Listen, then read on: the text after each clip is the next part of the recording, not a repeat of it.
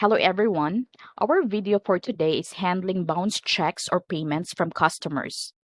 When there are bounce checks, we need to record them to be deducted from our bank account, and we also need to record the bank charges that is charged by our bank for the bounce check.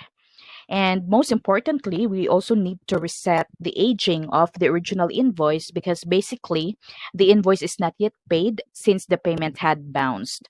So to start, we will go to the products and services window so we can create an item for bounce checks and also bank charges for the bounce checks. So I'll go to my left navigation panel. I'll go to sales and then products and services. Okay, I will search bounce because I think I have already recorded an item for bounce check. So here it is. I will click edit so we can check the settings. So bounce checks and payments, and then check this. I sell this product or service to my customers, and then the income account should be the bank account because the bounce check will be deducted from our bank account. I will click save and close. Next is bank charges. Let's see. Okay, so we don't have any bank charges yet. I will click new and then service and then bank service charges. And the income account will be bank charges here, bank charges and fees. I will click save and close. So if you plan to mark up the bank charges to your customers, then you can also create an item, a service item for bank service charges income mapped to other income or bank service charges income. It depends on you. Next is we'll go to the customer center. So I will click the tab for customers.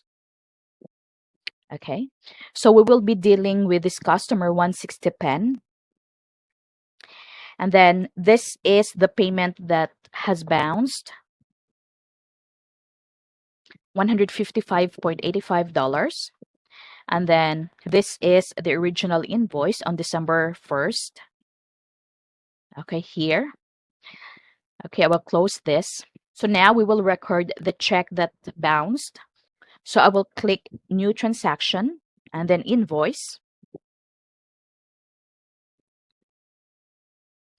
customer name, and then the date is January 3rd. Okay, and then the product or the service is bounce check or bounce check payments. And the amount is 155.85. And then I will also record the bank charges, bank service charges of $25. Okay, so the customer should pay $180.85. So that's the original amount of the invoice of the check that had bounced plus the bank service charges. Okay, I will click save and close. So as you can see, there is now an open balance of 180.85 for the customer.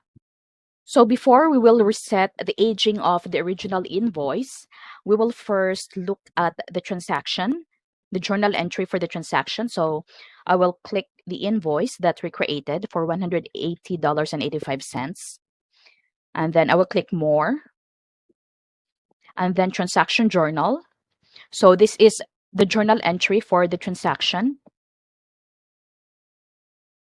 Okay, so it's a debit of 180.85 to accounts receivable, and then a credit to our Chase checking account of 155.85, and then a credit of $25 to bank charges and fees.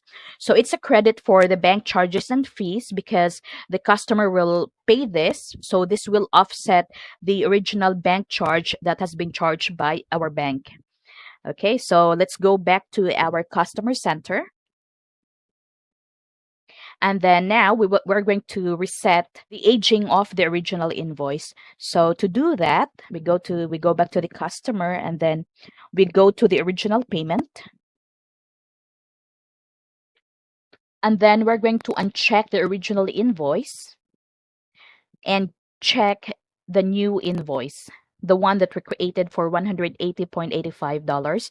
So make sure that the amount will stay the same, $155.85. So since we unchecked the original invoice, it will now reset the aging of the invoice. So I will click Save and Close here and click Yes here. All right, there. So that's how we record bounce checks and resetting the aging of the original invoice. For more QuickBooks tutorials, tips, and tricks, just subscribe to my YouTube channel. Thank you!